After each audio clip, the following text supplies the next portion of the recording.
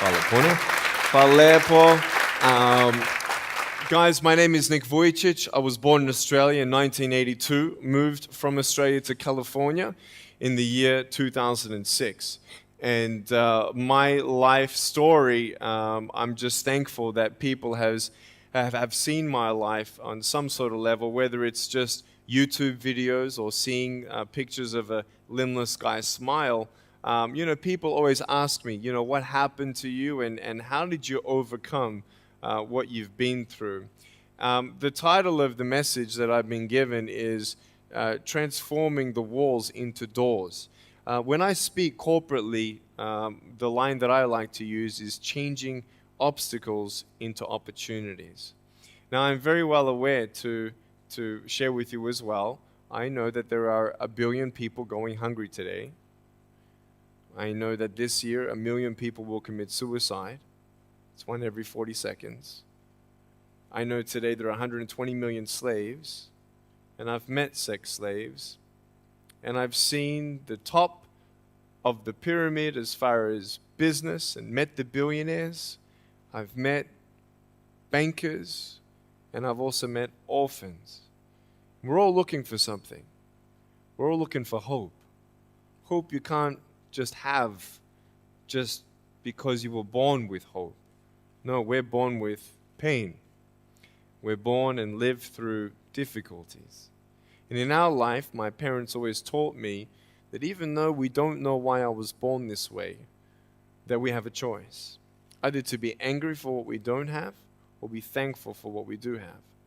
The power of that choice was the first thing that I had to overcome and decide for myself, especially in the early years of school. A lot of kids would come up to me and tease me. And I have been speaking at 5 congresses. I've met 7 presidents all around the world. My largest crowd was 110,000. I have 30,000 invitations for me to speak. So wherever I go, I talk about the value of life. I talk about anti-bullying messages for the school systems in different nations. The greatest thing is love. When we feel like we don't have enough love and we don't have enough hope, we start losing strength to live. For me, in my life as a child, I had a big wall. I was surrounded by 4 walls and a low ceiling of opportunity. I was set free in so many different ways, and especially surviving from day to day with my parents who loved me, who encouraged me, who told me that I was beautiful the way that I was, and not to worry about what other people said about me. I was actually the first special needs child to be integrated into the mainstream education system in Australia, and I was awarded Young Citizen of the Year in 1990. And the world is a hurting place, and the world needs hope, and the world needs love. Without hope, we feel like, why are we here? Well, brokenness. Here's mine. Today, I still have no arms, no legs. But everything's changed. Everything. For me, I was looking for hope and happiness, and I couldn't see it for many years. In fact, if this side of the table represents my hope, truth encourages me to become all that I can be. But then we have lies every day coming in our mind, people who discourage us. You know the people that you have in your life who, no matter how good of a day you're having, they'll bring you down. Or no matter how bad of a day you're having, they'll bring you even lower. You know what I'm talking about? Think of the 3 biggest discouragers in your life. They're not your biggest discouragers. You are. You are. It only takes 3 seconds for me to tell you something discouraging. But then you may never forget my words. I've met so many 50-year-old women and 40-year-old women who still remember what their fathers told them that they wish they never heard. Words are powerful. When you hear those words and then your mind starts growing with these lies. Nick, you're not good enough. Nick, just give up. Nick, you're never going to get a job. You won't get married. You can't even hold your wife's hand. What kind of a father are you going to be if you can't even pick up your kids when they're crying? You're alone. Sure, your parents hug you, but their hugs can't heal you. Just give up. Just give up. Just give up. Just give up. Just give up. At age 8, I thought that I should commit suicide. Why? Because I didn't have hope. I thought I didn't have hope. Today you can see that I had hope. What's the word? Believing in something you do not see. Faith. Words can only do so much. Hugs can do much more than words. But when hugs can't do anything, that's where faith kicks in. For me, words and hugs were not enough, but I had no faith. So I tried to give up. At age 10, tried to drown myself in 6 inches or 15 centimeters of water. In my home, I told my dad I just wanted to relax. But really, I wanted to end my life. I had enough. Dosta mi bio. Okay. The first 2 times I rolled over, I was trying to work out how much air I hold in my lungs before I let it out. And the 3rd time, in my mind, knowing that I wanted to get out of here because of the bullying in my life, because I was going to be a burden to my parents and I had nothing to look forward to, I realized at that moment that if I actually went through with committing suicide, I would leave a greater burden for my parents than they already had. So there was one thing less hopeful or more burdensome than having a child without limbs. What is it? A child without limbs who gives up.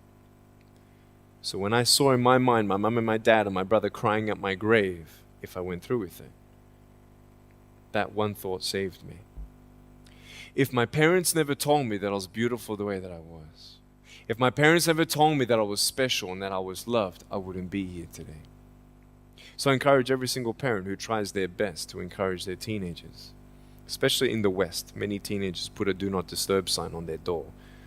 I'm sure, the conversations all around the world between a parent and a teenager. How was school? Fine. What'd you learn? Nothing. Did you do your homework? No. And that's the conversation for the day. And when you try to tell your children that they're beautiful, so of course I'm beautiful. I'm your son. I'm your daughter. Of course you're going to say that. But they're right. Every single human being has value, and my value is not determined on how I look or what job I have or where I'm from, where I was born, how much money. All that stuff is nothing. So many teenagers, tease each other for how we look, and I tell the teenagers, do you think that I'm cool enough to be your friend? They're like, yeah, of course. I said, but I have no arms, no legs. And they said, doesn't matter.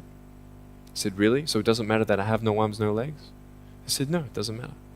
I said, then actually, if it doesn't matter, then why do we kill each other with our words if it actually doesn't matter? Why do we look ourselves in the mirror and see ugly instead of valuable? I want to ask you today, what are you looking for? If I gave you $1 billion, would you be happy? If you gave me $1 billion, I'd be very happy. But then if my mum dies tonight, am I happy? No. With all the money in the world, I'll never be happy. Why? Because money is something that cannot heal the soul. So many teenagers are looking for love, which love does heal the soul. Love does complete the soul. But even sex before marriage, I was a virgin before I got married. Yeah, I've got a gorgeous wife. We're pregnant with our first son. And I don't need hands to hold her hand. I only want to hold her heart. And how am I going to hug my kids? So many kids, they come up to me. It's amazing. They put their hands behind their back and hug me with their neck. And I've realized in life, even the worst parts of my life can be turned into good. And they're even more special. So many teenagers, they're looking for love. So they're going to go do this and go do that and have sex before marriage. For me, sex out of marriage is like a $5 Gucci watch. Sex within marriage and having sex with someone who loves you, who's committed to you for the rest of your life, going to be the mother or father of your kids. That's what love is. You can talk, you can sleep with as many people as you like, but never know for sure, do they love me? Love is a lifelong commitment. You see, there are choices in life, and we're looking. I want to ask you, what are you looking for? Well, if I can just get drunk, why not, man? I only live once. Well, if that's the way you believe, great. But for me, I'm a greedy man. I don't want to live for 90 years. I want to live for billions of years. And I know that every day my choices will affect this life, other people's life, and my eternal life. You got to come to the truth of knowing who you are and why you're here. William Barclay, he said, the greatest 2 days in anyone's life, the day you were born and the day you knew why. So, you're ugly. No, I'm beautiful the way that I am. And if you can't believe that for yourself, so many girls especially stay with their emotionally abusive boyfriends. Because if I break up with him, then who's going to want me? See, we all want love. That's why we do what we do sometimes. To get into the crowd, I'm going to swear, I'm going to be cool. That's what this world is. I want to look like her. If I was taller, shorter, smarter, more popular, whatever you want. It's not enough until you find the truth. I'm wonderfully and fearfully made. There's a greater purpose for my life. I am here for a reason. Sure, I didn't get a miracle. Yeah, I believe in a God who can do miracles, and I have a pair of shoes in my closet. Why? I've seen blind people seeing and deaf people hearing. That's fine if you don't believe me. I got it on camera. But I realized something. If God doesn't change my circumstance, He's going to use my life to be a miracle for someone else. When you don't get a miracle, you can still be a miracle for someone else. I'm going to close off with this beautiful story. I was in Southern California. I have two organizations. I have a non-profit organization and I have a for-profit. I probably spoke between years 2007 and 2010, 1,000 times, 600 flights. And I've spoken to 4.5 million people face to face. And in the last 48 hours here in Serbia, we've reached 5 million through media. So, we have the heart of people to love others. We want people to love each other, love yourself, dream big, and never give up. We're all looking for hope, aren't we? What are you looking for? Money, drugs, sex, alcohol, pornography, fame, fortune never satisfies. It's never enough. But I've come to a peace. So check this out. When I'm 24 years old, 5-6 years ago, I was in California. And I never met anybody else like me. When I was 10 years old, I wish I would have met somebody like me. Never did. Didn't get that miracle. But at 24, in California, I saw a little boy with no arms and no legs, 19 months old, just like me. I knew he was going to be bullied. I knew he was going to go through depression. I knew he would feel alone. I knew that he would get worried if he's ever going to have a girlfriend, and so on and so on. I got the father to bring him up on stage in front of 2,000 people. And everyone was crying. And it was a materialization of when you don't get a miracle, you can be a miracle for someone else. I am not a superhero. I go through ups and downs. So do you. But take one day at a time. And if you haven't found that peace of knowing who you are and why you're here, and where you're going when you're not here, for me, I want you to know that's how I've overcome.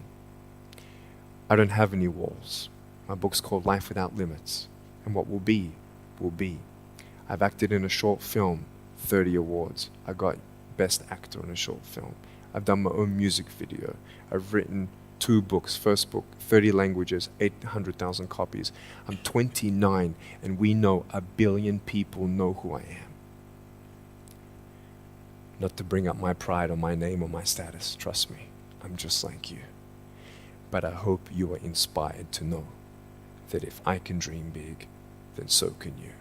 There are no walls. Find your peace, and you'll make your walls doors. Thank you so much.